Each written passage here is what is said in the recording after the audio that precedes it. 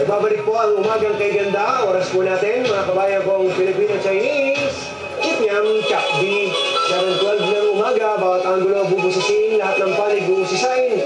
Lalahad sa publiko, punto por punto. Ang ating pong pag-uusapan ngayong umaga, dapat mampayagan ni Pinoy ang Open Skies Policy.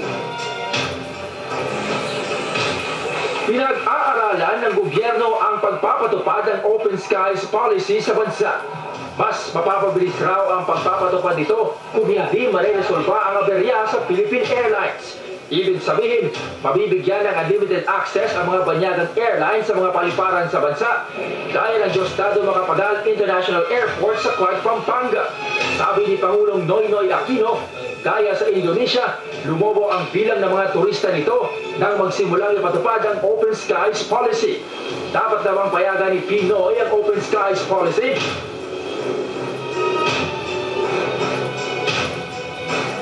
At kasama po natin dito sa studio si Secretary Alberto Lin ng Department of Tourism. Secretary, umagang kay ganda po sa inyo, sir. Umagang kay ganda, Anthony. Opo, at andito rin po si Ginoong Bobby Joseph, ang pinuno po ng Save Our Skies Foundation. Sir, umagang kay ganda po sa inyo. Magandang umaga po. Opo.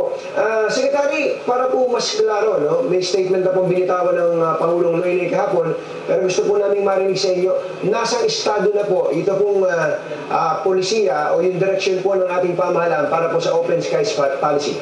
Naumpisahan to ni President Ramos pa noong 1995, yung liberalization ng ating civil aviation para dumami yung competition sa airlines. Opo.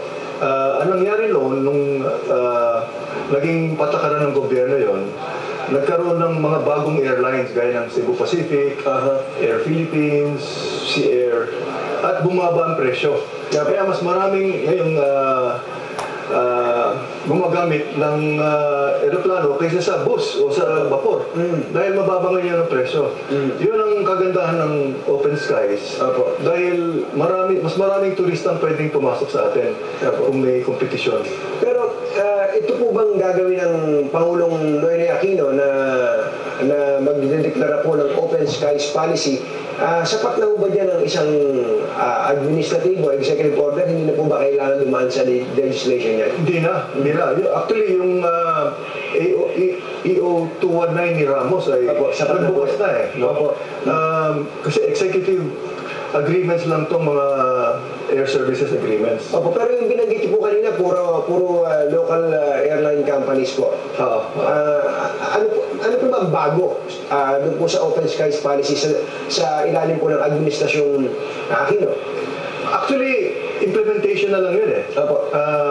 Kasi sa ngayon, meron pang mga negosasyon sa mga bilateral partners natin. No? Kung sa Singapore at sa Philippines, nag-negotiate pa tayo. Ngayon, mga negotiations ngayon, parang limited pa rin yung number of seats o number of flights per week. Naghahabol pa tayo sa kasalukuyang demanda. Ang dapat mangyari sa Open Skies, taasan natin o wala nang limit yung tunay na open skies, wala nang limit. Pero meron ding sinasabing bilateral open skies, no? Yung between Singapore and the Philippines. Magkakaisa tayo na wala nang limit para kung anong kaya ng merkado, yun ang imamount ng mga airlines. So ngayon po ba hindi sapat ang mga bumibiyaheng aeroplano para po ma-accommodate yung dami ng mga pasahero, turista man o na lokal o kaya dayuhan dito po sa ating parang kulang pa eh. Yung mga airlines natin nag-aaway-aaway pa rin para sa entitlements. Sana tumaas na yung ceiling, no? Para hindi na mag-aaway-aaway yung mga airlines natin, Cebu, Philippine Airlines, Air Philippines. Parang kulang pa sa kanila yung entitlement eh.